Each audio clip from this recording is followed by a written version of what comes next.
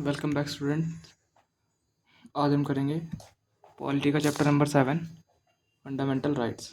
ठीक है, ये चैप्टर थोड़ा सा लेंथी है, ठीक है, लंबा है, तो इसके 5-6 पार्ट बनेंगे वीडियो के। ठीक है, तो शुरू करते हैं चैप्टर। बहुत इंपॉर्टेंट चैप्टर है, बिल्कुल बेसिक से कराऊंगा। चलिए चलते हैं। Fundamental rights. ठीक है, जो फंडामेंटल राइट्स क्या होते हैं? Constitution of India guarantees civil liberties such that all Indians can lead their lives in peace and harmony as citizen of India। देखो, अब जो हमारा कॉन्स्टिट्यूशन, हमारा भारत का जो संविधान है, वो हर एक इंडियन सिटीज़न को गारंटी करता है। क्या गारंटी करता है? कि जो इसकी सिविल लिबर्टी है, जो उसकी आज़ादी है, ठीक है, या फिर हम क्या बोल सकते हैं, ठीक है, या फिर जो उसकी हारमोनी है, ठीक है, उसको उसको कोई भी किसी प्रकार से अगर हानि होती है, ठीक है, तो जो कॉन्स्टिट्यूशन है, जो संविधान है, उसे सजा देगा। ठीक है, तो आपकी जो लिबर्टी और जो आपकी हारमोनी है, इसकी प्रोटेक्शन के लिए आपको गारंटी देता है हमारा कॉन्स्टिट्यूशन कि जितने भी इंडियन सिटीज़न हैं उनकी सिविल लिबर्टी प्लस हारमोनी को कोई ठेस ना पहुँचे। ठीक है, अच्छा, अब देखें आगे। देखो, वाई कॉल्ड फंडामेंटल्स। अब इन्हें फंडामेंटल्स तो हैं, फंडामेंटल मतलब फंडामेंटल फंडामेंटल मतलब बहुत ही बेसिक, बहुत ही इम्पॉर्टेंट। ठीक है, तो इन्हें फंडामेंटल क्यों बोलते हैं? बताओ क्यों बोलते हैं? Because most essential for all round development. क्यों? क्योंकि ये बहुत ही ज़्यादा इम्पॉर्टेंट है। अगर हम एक एक इंडिविजुअल सिटीजन का क्या करें, राउंड ऑल राउंड डेवलपमेंट करना चाहें, तो ये बहुत इंपॉर्टेंट है। क्यों? क्योंकि इसमें देखो क्या है, हमारे बहुत सारे फंडामेंटल राइट्स हैं, वो भी हम आगे देखेंगे।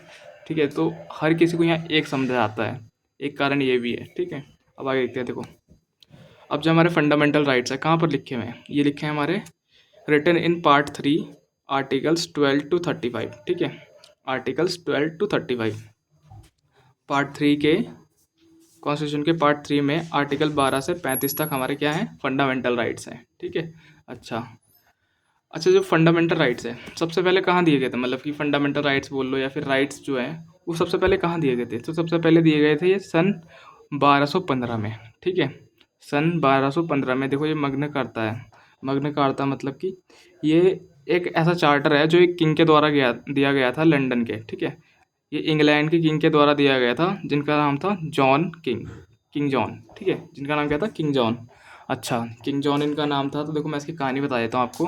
क्या हुआ, तो पहले इंग्लैंड में क्या था कि जो राजा थे, ठीक है, तो उस टाइम पे जो हमें पता है जो सोसाइटी थी, कितनी क्लास में डिवाइड थी? 3 क्लास में डिवाइड थी। ठीक है, सबसे ऊपर थे राजा, किंग, मर्चेंट्स और ब्राह्मण्स वगैरह। ठीक है, उसके नीचे मर्चेंट्स, ट्रेडर्स आगे, और सबसे लास्ट में होते थे पीजेंट्स। ठीक है, तो ये इन्हें सर्व करते थे। अच्छा, जब सर्व करते थे, अब जो ये मर्चेंट थे और जो बड़े बड़े ट्रेडर्स थे, ये तो राजा के बढ़िया, इनकी अच्छी जान पहचान थी, बैठक थी। ठीक है, अब राजा ने क्या करा, राजा ने इनके ऊपर कुछ भी टैक्स लगा दिया, आलतू फालतू मर्चेंट के ऊपर कुछ भी टैक्स लगा दिए। ठीक है, अच्छा, जब कुछ भी टैक्स लगा दिए, तो जो ये मर्चेंट थे, इन्होंने इकट्ठे होकर एक साथ एक ग्रुप बनाया। ठीक है, अच्छा, ग्रुप बनाया कि भाई साहब, अगर ऐसा किंग करता रहेगा, ऐसा तो कोई बात नहीं चलेगी, ये है वो है। ठीक है, मतलब कि ऐसा तो ठीक नहीं रहने का, हम फिर क्या कमाएंगे? सारा का सारा हम टैक्स में दे देंगे।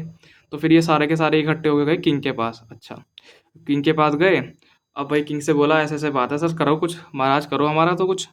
ठीक है, अब जब किंग ने देखा भाई ये तो सारे इकट्ठे होके आ गए, है ना, किंग ने सोचा अगर ये ऐसा करेंगे, अगर यहाँ से चले जाएंगे, छोड़ के कहीं से और जगह चले जाएंगे, ये तो कहीं भी जाके रह लेंगे, लेकिन मेरी जो इकोनॉमी है, मेरा जो टैक्स आ रहा है, वो तो इन्हीं से आ रहा है मेन तो, है ना। तो ये क्या करा राजा ने कहा चलो ठीक है, मैं कुछ करता हूँ। तो जो ये थे मर्चेंट्स का जो ग्रुप था, इन्होंने पेपर, ठीक है, एक पेपर लिया और पेपर पे कुछ राइट्स लिख के दिए, कुछ राइट्स लिख के दिए किंग को कि देखो महाराज, ये हमारे राइट्स हैं, आप इनके ऊपर टैक्स नहीं लगा सकते, या फिर इनके ऊपर आप इनका वायलेशन नहीं कर सकते हमारे अगेंस्ट में। ठीक है, तो ये जो पहली बार था, ठीक है, तो ये पहली बार जो राइट्स थे वो मर्चेंट ने राजा को दिए थे, किंग जॉन को। तो फिर किंग जॉन ने इन्हें चार्टर दिया था। चार्टर समझते हो ना? सबसे पहले चैप्टर में बताया था, चार्टर मतलब परमिशन दिया था, मगना करता प्रोवाइड कर दी थी कि ठीक है, आपने जो भी इन पेपर में लिखा है उस पर मैं कभी भी आपको इंटरफेयर नहीं करूँगा। तो ये मगना करता दिया गया था सबसे पहले उन्हें, कब? 1215 में, इंग्लैंड के किंग जॉन ने। ठीक है, इसे बोलते हैं मगना करता। अच्छा, तो ऐसे ही हमारे फंडामेंटल राइट्स की शुरू हुई, फिर धीरे धीरे हर एक कंट्री में ले लिए गए। अच्छा, फिर अब देखो फंडामेंटल राइट्स देखते हैं कि कौन कौन से हमारे इंडिया में, ठीक है। फंडामेंटल राइट्स कौन कौन से हमारे इंडिया में, देखो सबसे पहला है हमारा right to equality. Right to, देखो टोटल कितने राइट्स हैं हमारे पास, 1 2 3 4 5 6, टोटल 6 राइट्स हैं। क्या सही है कि 6 ही राइट है हमारे पास? नहीं, हमारे पास टोटल 7 राइट्स थे, लेकिन एक जो है, जो हमारा राइट टू प्रॉपर्टी है, वो हटा दिया गया था, ठीक है। वो भी हम आगे देखेंगे। पहले देखते हैं कौन कौन। देखो राइट टू इक्वालिटी है, जिसमें हम बात करेंगे आर्टिकल 14 से 18 के अंदर, ठीक है। 14 15 16 17 18, ठीक है। उसके बाद राइट टू फ्रीडम, जिसमें 19 आर्टिकल 19 से 22 तक है। Right against exploitation, right against exploitation, ये हमारा आर्टिकल 23 से 24 तक है।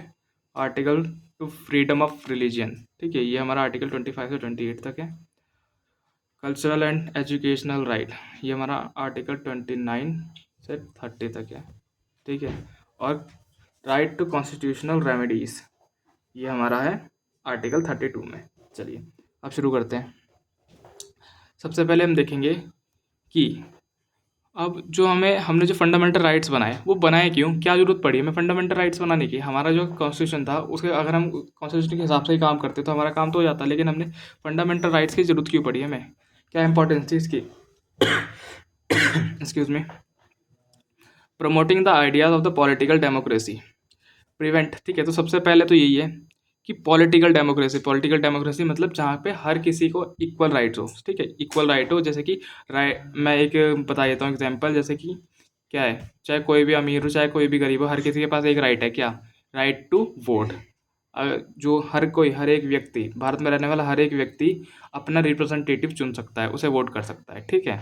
तो ये एक पॉलिटिकल राइट हो गया। तो ठीक है, तो ये क्या हुआ कि पॉलिटिकल डेमोक्रेसी को प्रमोट करने के लिए, ठीक है, बढ़ावा देने के लिए इसकी ज़रूरत पड़ी हमें फंडामेंटल राइट्स की। अच्छा, और दूसरा दूसरा ये कि prevent the establishment of an authoritarian and despotic rule in the country, मतलब कि जो तानाशाही वाला जो पहले वो चल रहा था ब्रिटिश गवर्नमेंट की तरफ से, वो चल रहा था कि तानाशाही है ये, गरीब जो कुचले ही जा रहे, ठीक है। तो तानाशाही को हटाने के लिए, इसे बचाने के लिए, ठीक है, हर किसी के राइट को बचाने के लिए, इस्टेब्लिश करने के लिए, ठीक है, और राउंड डेवलपमेंट के लिए हमने क्या करा, फंडामेंटल राइट्स को लेके आए। अच्छा, तीसरा, operate as limitation on the tyranny of the executive and the arbitrary laws the legislature, ठीक है। देखो ये क्या बोल रहा है कि ये क्या है, फंडामेंटल राइट्स क्या है, एक लिमिटेशन सेट करता है। किसके ऊपर लिमिटेशन सेट करता है, एग्जीक्यूटिव के ऊपर, लेजिस्लेचर के ऊपर। अच्छा, कैसे, जैसे कि अब सपोज करो आपके साथ किसी गवर्नमेंट ऑफिसर है, उसने कुछ कहा सुनी होगी और उसने आपके साथ कुछ उल्टा कर दिया, और आपने जाके सुप्रीम कोर्ट में केस कर दिया उसके खिलाफ, ठीक है। अब जब सुप्रीम कोर्ट में ये केस जाएगा, तो जो गवर्नमेंट का मेंबर होंगे और जो आप होंगे, दोनों जो जुडिशरी की नज़र में क्या होंगे, दोनों सुप्रीम जज की नज़र में क्या होंगे, एक समान होंगे।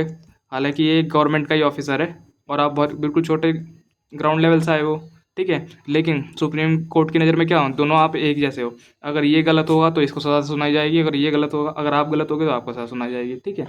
तो ये चीज़ है। तो मतलब क्या है, एक बैलेंस बना रहे, ठीक है, तानाशाही ना हो किसी भी की।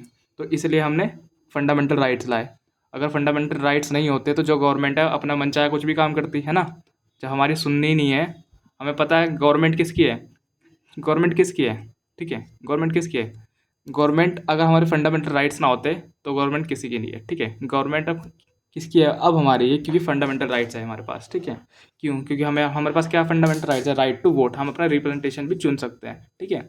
अगर आप अच्छा काम नहीं करोगे तो किसी और को हम रिप्रेजेंट कर देंगे। तो ये चीज़ है।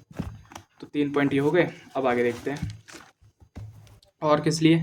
और देखो, most essential for the all round development, अभी पीछे बताया, ऑल राउंड डेवलपमेंट के लिए, ठीक है, all round development of an individual citizen, हर एक भारत में रहने वाले हर एक नागरिक का एक ऑल राउंड डेवलपमेंट हो, ठीक है, आर्थिक स्थिति में, ठीक है, फाइनेंशियल में और पॉलिटिकल में, हर तरह से ग्रोथ करे, ठीक है, ग्रो करे।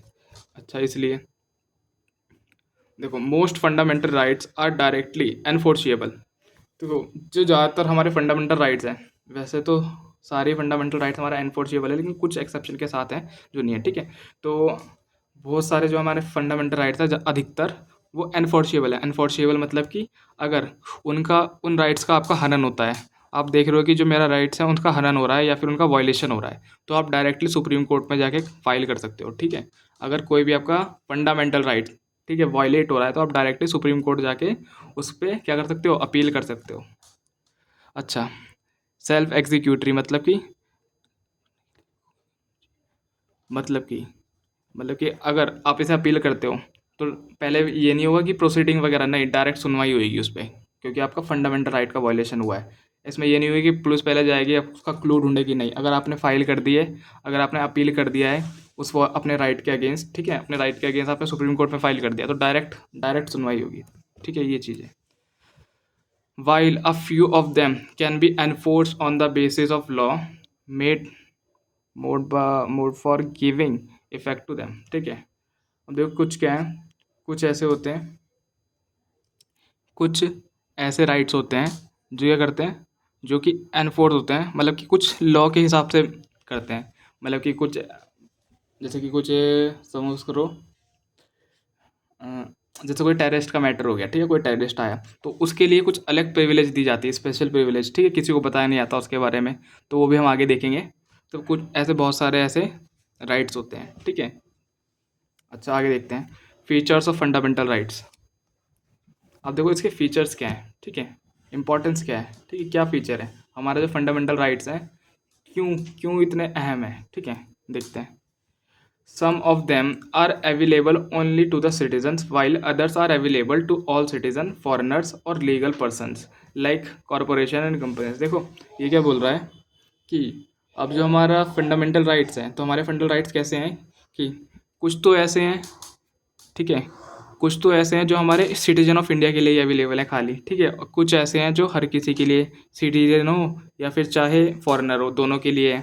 और कुछ ऐसे हैं जो लीगल कॉरपोरेशंस के लिए हैं, ठीक है, लीगल पर्सनस के लिए, जैसे कि कॉरपोरेशन मतलब कि कोई कंपनी, जैसे कि कोई भी कंपनी ले लो आप, कंपनी, चलो रिलायंस जियो लेते हैं, ठीक है, तो रिलायंस जियो मतलब उसके उसके उसके लिए कुछ ऐसे राइट्स होंगे, ऐसे राइट्स होंगे उस कंपनी के लिए, या फिर उसे कुछ ऐसी प्रिविलेज दी जाएगी, स्पेशल प्रिविलेज, कि जो खाली उस कॉरपोरेशन के पास ही होंगे। तो कॉरपोरेशन मतलब कंपनीज को भी कुछ राइट्स होते हैं। अच्छा, चलो, अब देखो नॉट एब्सोल्यूट बट क्वालिफाइड, मतलब कि राइट्स होते तो हैं आपको, ठीक है, आपके पास राइट्स होते हैं, लेकिन वो कुछ लिमिटेड मैनर में होते हैं, कुछ उन पर रिजोनेबल रेस्ट्रिक्शन लगी होती हैं। रिजोनेबल रेस्ट्रिक्शन मतलब कि, अब मैं एग्जांपल देता हूँ आपको, जैसे कि आसाम में चले जाओ, मिज़ोरम में चले जाओ, तो वहाँ पे क्या है, ट्राइबल एरियाज़ है, आदिवासी लोग वहाँ पे रहा करते हैं, ठीक है। अब जब वहाँ पे जाओगे तो वहाँ पे जाने के लिए आपके पास क्या है, राइट टू फ्रीडम है, आप कहीं भी आ जा सकते हो, लेकिन वहाँ जाने के लिए आपको गवर्नमेंट की परमिशन चाहिए होगी, ठीक है। तो ये कुछ रीजनेबल रेस्ट्रिक्शन है, क्यों, अच्छा क्यों चाहिए होगी परमिशन, जिससे कि जो उनका कल्चर है वो खतरे में ना आ जाए, क्योंकि वो बहुत छोटी छोटी एक जाति है, ठीक है, छोटे से एरिया में रहती है, अगर वो वहाँ से डिमिनिश्ड होगी तो वो खत्म हो जाएगी। तो उसे प्रिजर्व करके रखने के लिए, उसे बचा के रखने के लिए गवर्नमेंट की परमिशन चाहिए, इसलिए वहाँ से पूछ के जाना पड़ता है। तो ये कुछ एक्सेप्शन के साथ हैं, इसलिए बोलते हैं कि जो हमारे राइट्स हैं एब्सोल्यूट नहीं है बट क्वालिफाइड है, मतलब कि आप अनलिमिटेड नहीं है, कुछ लिमिट के साथ आते हैं राइट्स भी। अच्छा, ठीक है। Some are negative in character and some are positive. अच्छा, some are negative in character, some are positive. अच्छा, जो हमारे राइट्स हैं, फंडामेंटल राइट्स हैं, कुछ राइट्स हमें ये बोलते हैं कि आप ये मत करो, और कुछ हमें बोलते हैं कि ये आप कर सकते हो, ठीक है। तो जो ये बोलते हैं कि आप ये मत करो, तो वो हो गया हमारे नेगेटिव राइट्स, ठीक है, नेगेटिव राइट्स। और जो ये बोलते हैं कि आप ये कर सकते हो, आपके पास ये राइट है, आप ये कर सकते हो, आप यहाँ भी जा सकते हो, वहाँ भी जा सकते हो, आप पब्लिक पब्लिक प्रॉपर्टी में कहीं भी घूम सकते हो, तो ये आपके होगी पॉजिटिव राइट, ठीक है। तो ये चीज़ है। अच्छा, आप देखो, neither sacrosanct nor permanent can be amended by the parliament of India, ठीक है। ये क्या बोल रहा है कि ये ये क्या है, neither sacrosanct nor permanent can be amended by the parliament of India, मतलब कि ये ये ऐसे नहीं है कि आप इन्हें हाथ ही नहीं लगा सकते फंडामेंटल राइट्स को, ठीक है। ये वर्क बहुत ही पूज्य नहीं है, सैक्रोसेंट मतलब पूज्य नहीं, पवित्र है, इतने पवित्र हैं कि आप इन्हें हाथ नहीं लगा सकते, पार्लियामेंट से हाथ ही नहीं लगा सकती, पार्लियामेंट इनमें हाथ लगा सकती है। ये इसका मतलब ये नहीं कि परमानेंट है, ठीक है। अगर पार्लियामेंट चाहे तो इसमें अमेंडमेंट कर सकती है, लेकिन बहुत ही बोलते हैं ना, मेजर मेजोरिटी से पास कराना पड़ेगा वो बिल, ठीक है। तो और उसमें भी जो हमारी जुडिशियरी होगी वो पहले रिव्यू करेगी कि जो ये चेंज कर रहे हैं, पार्लियामेंट जो चेंज करना चाहती है, कि वो सही है। अगर सही है तो ठीक है, अगर नहीं है तो पूछेगी भाई साहब, हाँ, क्या ज़रूरत पड़ी आपने फंडामेंटल राइट्स में उंगली कर दी? अगर उनका रीज़न उन्हें सही लगता है तब तो ठीक है, और नहीं लगता तो फिर कैंसिल कर देगी, वापस जाओ वापस देखो, ख़त्म मैटर, अब इस पे बनेगा ही नहीं। अच्छा चलो ये चीज़ है, मतलब कि कहना क्या चाह रहे हैं, ये कहना ये चाह रहे हैं कि जो हमारे फंडामेंटल राइट्स हैं कि अगर पार्लियामेंट चाहे तो उसमें अमेंडमेंट कर सकती है, लेकिन मेजॉरिटी, स्पेशल मेजॉरिटी चाहिए होती है, ठीक है, तो वो चीज़ है। अच्छा, guaranteed and protection bye constitution. अब मैंने शुरू में ही बताया, सबसे पहले लाइन यही बताई थी आपको कि जो हमारा कॉन्स्टिट्यूशन है, हमारे फंडामेंटल राइट्स का अगर वायलेशन होता है तो उसके अगेंस्ट में गारंटी प्रोवाइड करता है कि अगर आपके फंडामेंटल राइट्स का क्या वो वायलेशन हुआ, ठीक है, तो हम बैठे हैं, हमें आके बताना, हमें बताना किसने करा आपके फंडामेंटल राइट्स का वायलेशन, तो ये चीज़ है। अच्छा, और क्या है, नेशनल इमरजेंसी। अब देखो नेशनल इमरजेंसी, नेशनल इमरजेंसी समझते हो ना? नेशनल इमरजेंसी मतलब कि बिल्कुल सब कुछ ठप हो जाना, बिल्कुल बंद हो जाना, कहीं आवाजाही भी कुछ नहीं, ठीक है। Not rights guaranteed bye article 20 और 21, ठीक है, and article 19 only when emergency is declared on the ground of arm, ठीक है। ये क्या बोल रहा है कि नेशनल इमरजेंसी के दौरान जो हमारे आर्टिकल 20 है और आर्टिकल 21 है, ठीक है, वो वो क्या है, वो मतलब कि ये इंश्योर नहीं हो सकते, ठीक है। नॉट राइट्स गारंटीड बाय, मतलब कि इनके जो राइट्स, जो आर्टिकल 20 और जो आर्टिकल 21 जो हमें राइट्स प्रोवाइड करते हैं, वो तो डिमिनिश्ड हो जाएंगे, खत्म हो जाएंगे, टर्मिनेट हो जाएंगे नेशनल इमरजेंसी के दौरान। अच्छा, और जो आर्टिकल 19 है, ठीक है, आर्टिकल 19 है, जब इमरजेंसी लगेगी, इंटरनल इमरजेंसी लगेगी, तब हमारा आर्टिकल 19 खत्म हो जाएगा, ये बोला, ठीक है। अच्छा, बेसिकली जो हमारे फंडामेंटल राइट्स हैं वो सारे सारे लगभग डिमिनिश्ड हो जाते हैं इमरजेंसी के दौरान, वो भी हम आगे देखेंगे, ठीक है। तो ये तो खाली भी बेसिक बता रहा हूँ, ये फीचर्स है, ठीक है। अब जैसे ही हम फंडामेंटल राइट शुरू करेंगे पढ़ना तो हमें समझ में आने लगेगा, ठीक है। अब देखो, अब सबसे पहले आता है आर्टिकल 12, ठीक है। अच्छा, आर्टिकल 12, आर्टिकल 12, ठीक है, आर्टिकल 12 देखते हैं। देखो हमने पहले पढ़ लिया है आर्टिकल, हमने सारे पहले पढ़ लिए हैं, पिछले ये चैप्टर्स में हमने सारे आर्टिकल पढ़े हैं, 1 2 3 4 5 6 7 8 9 10 11, 11 तक पढ़ लिए, ठीक है, 11 तक हमने पहले ही पढ़ लिए, राइट। अब आती है आर्टिकल 12 की बारी। देखो आर्टिकल 12 क्या बोलता है, आर्टिकल 12 बेसिकली हमें बताता है कि मीनिंग ऑफ स्टेट। अब ये मत समझना स्टेट मतलब कि भारत का एक राज्य है वो स्टेट ना, इसका मतलब थोड़ा सा हटके है, इसका मतलब थोड़ा सा अलग है, इसका मीनिंग हर सेंटेंस पे थोड़ा थोड़ा चेंज हो जाता है सेंटेंस के अकॉर्डिंग। अच्छा, देखते क्या है, according to the Supreme Court. देखो सुप्रीम कोर्ट के ऊपर भी इस पर बहस हुई है कि कॉन्स्टिट्यूशन में हर जगह, जो हमारा कॉन्स्टिट्यूशन है उसके अंदर बहुत सारी जगह स्टेट लिखा हुआ है, लेकिन उसका जो मीनिंग है वो अलग अलग क्यों आ रहा है, ठीक है। तो गवर्नमेंट, जो हमारे सुप्रीम कोर्ट है, उसने क्या बोला, उसने बोला प्राइवेट बॉडी, देखो प्राइवेट बॉडी और an agency working as an instrument of the state. अगर कोई ऐसी प्राइवेट बॉडी है या फिर कोई ऐसी एजेंसी है जो गवर्नमेंट के अंदर, जो गवर्नमेंट के अंदर रह के काम कर रही है, तो वो उसे भी हम स्टेट बोल सकते हैं, ठीक है, ठीक है। Falls within the meaning of state, वो भी एक स्टेट के अंदर आ सकती है। अच्छा, अंडर आर्टिकल 12, ये बोला 12 के अंदर। अच्छा, और क्या बोला, parliament plus state legislature plus legislative government plus private company working for the government, जितनी भी गवर्नमेंट बॉडी है, ठीक है, चाहे पार्लियामेंट हो गया, चाहे स्टेट लेजिस्लेटिव हो गया, चाहे लोकल गवर्नमेंट हो गई, ठीक है, जितनी भी, चाहे प्राइवेट कंपनी हो गई जो गवर्नमेंट के अंदर रह के काम कर रही है, जितनी भी गवर्नमेंट के अंदर चीज़ें हैं, ठीक है, उसे हम स्टेट रिकमेंड कर सकते हैं, ठीक है। क्या क्या, क्या रिकमेंड कर सकते हैं कि वो स्टेट है, ठीक है। तो ये चीज़ है, ये हमारे सुप्रीम कोर्ट ने भी क्लियर करा था, ठीक है, ये ध्यान रखना। आर्टिकल 12 में खाली स्टेट का मीनिंग बताया जाता है, ये बहुत छोटा सा है। अब आगे देखते हैं।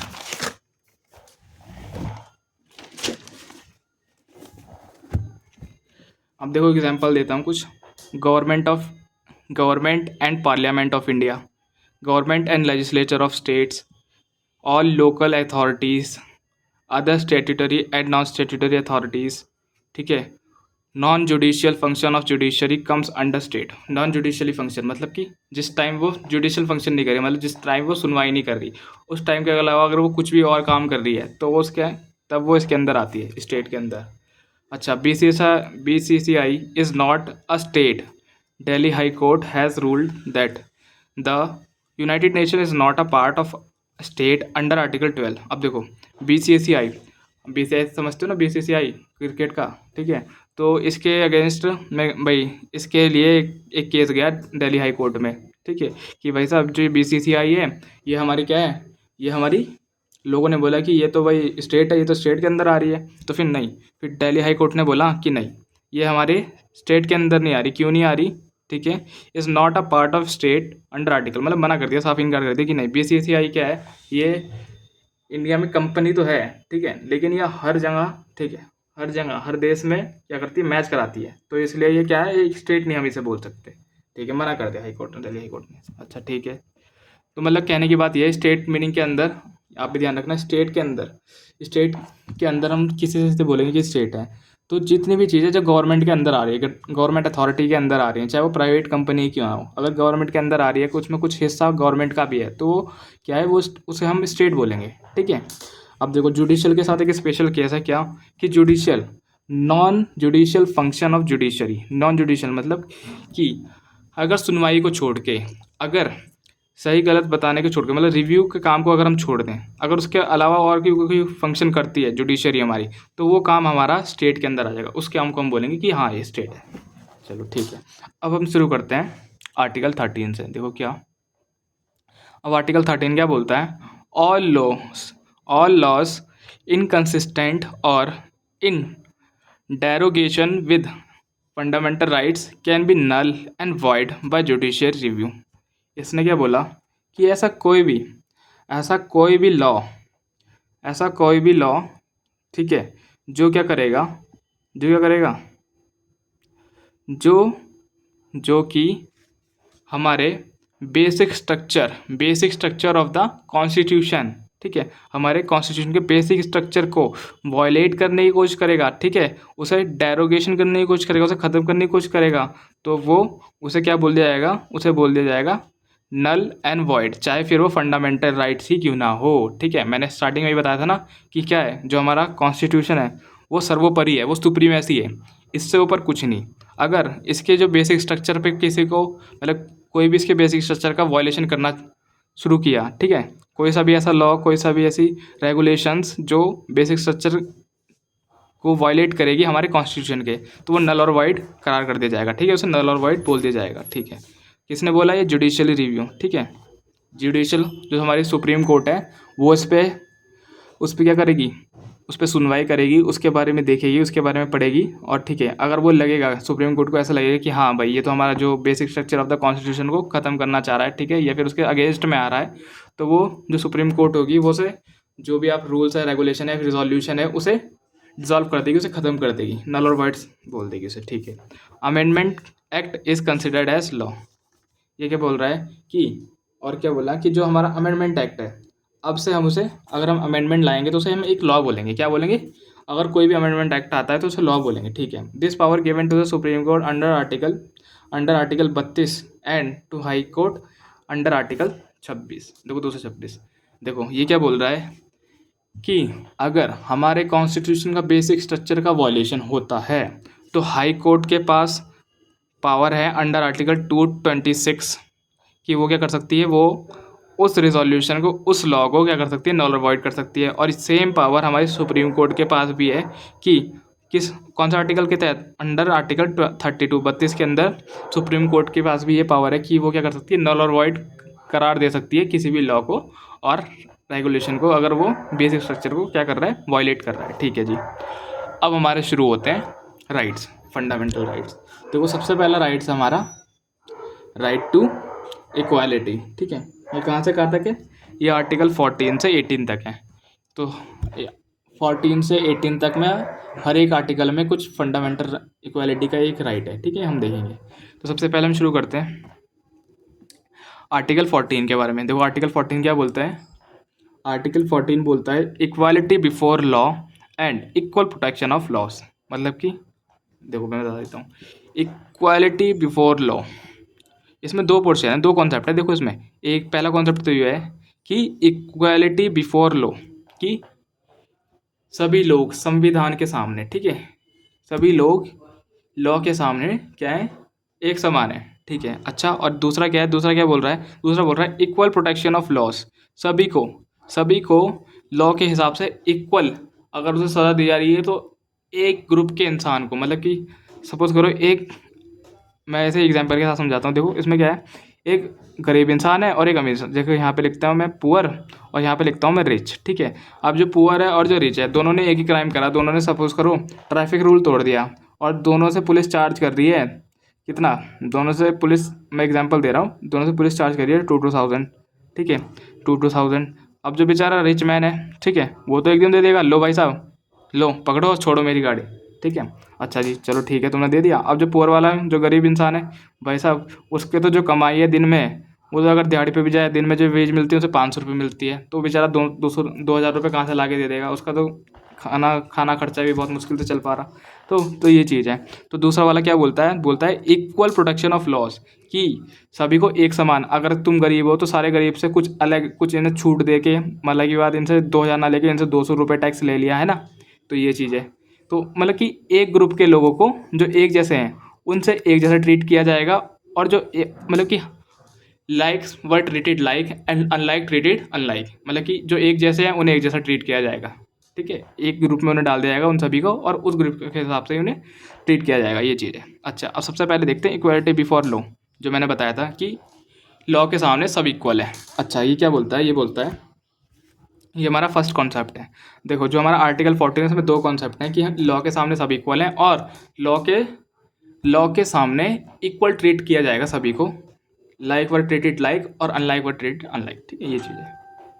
अब देखो, ब्रिटिश ओरिजिन मतलब कि जो हमारा राइट इक्वालिटी बिफोर लॉ है, ये हमें कहाँ से मिला है, ये हमें ब्रिटेन से मिला है, ब्रिटेन के पार्लियामेंट से मिला है। हमें पता है ना, ब्रिटिश लोग यहाँ पे आए थे इंडिया पे, उन्होंने क्या करा था, कब्जा करा था, और यहाँ पे शुरू करा था अपना राज, तानाशाही, क्या हो सकता है, टेरनरी, ठीक है। तो ब्रिटिश ओरिजिन ये कहाँ से है, ब्रिटिश ओरिजिन से मिला है हमें, ब्रिटिश कॉन्स्टिट्यूशन से हमें मिला है ये, ठीक है। अच्छा, absence of special privilege in favour of any person. अच्छा, इसमें क्या बोलता है, इक्वलिटी बिफोर में लॉ में ये बोलता है कि किसी को भी, चाहे फिर वो अमीर हो चाहे वो गरीब हो, किसी को भी स्पेशल प्रिविलेज नहीं दी जाएगी। मतलब कि अगर मैं वही वाला एग्जांपल लूँ आपका, ट्रैफिक पुलिस वाला, तो कोई एक पुअर है और एक रिच है, ठीक है। अब दोनों को ही 2,000 रुपये देने हैं फाइन, दोनों ने एक ही जैसा वो करा है, रूल तोड़ा है, ठीक है, दोनों हेलमेट नहीं लगा के जा रहे, दोनों को 2,000 रुपये देने हैं, तो भाई दोनों को 2,000 रुपये देने पड़ेंगे। ये नहीं है कि भाई जो आराम से, क्या बोलते हैं, जो रिच पर्सन है वो इसने दे दिया, और पुअर वाला आनाकानी कर रहा है और बोल रहा है क्या करूँ सरकार देख लो, ये है वो है ना, उसे तो चाहिए, उसे तो ला के दो। तो ये चीज़ है कि एब्सेंस ऑफ स्पेशल प्रिविलेज, कोई स्पेशल प्रिविलेज नहीं दी जाएगी, चाहे कोई भी इंसान हो, चाहे प्रधानमंत्री हो, ठीक है, वैसे तो मैं ज़्यादा ही बोल रहा हूँ, प्रधानमंत्री जी तो कुछ नहीं, ठीक है, उन पे तो कोई वो भी नहीं कर सकता, तो वो भी हम आगे देखेंगे। बहुत सारी इंटरेस्टिंग चीज़ें हैं, आप बस देखते जाओ वीडियो को, मैं सारी क्लियर करा दूंगा आपको बेसिक कॉन्सेप्ट, और आशा करता हूँ आपको अच्छी लग रही होगी वीडियो। तो बस वीडियो को लाइक ज़रूर कर दिया करो यार, तुम लाइक नहीं करते, और चैनल को सब्सक्राइब कर लेना, ठीक है। चलो ठीक है। तो सबसे पहले तो दो चीज़ इसने बोली, क्या बोली कि ये जो हमें मिला है ब्रिटिश ओरिजिन से। दूसरा क्या बोला कि किसी को भी स्पेशल प्रोविजन नहीं दी जाएगी, स्पेशल प्रिविलेज नहीं दी जाएगी, ठीक है। अच्छा, और तीसरा क्या बोला, no person is above the law, कि कोई भी इंसान क्या है, कोई भी इंसान लॉ से ऊपर नहीं है, कि जो सब है लॉ के अंडर है, ठीक है, कोई भी इंसान लॉ से ऊपर नहीं है। हाँ, ये बोला, ठीक है जी। अच्छा, दूसरा कॉन्सेप्ट देखते हैं हम।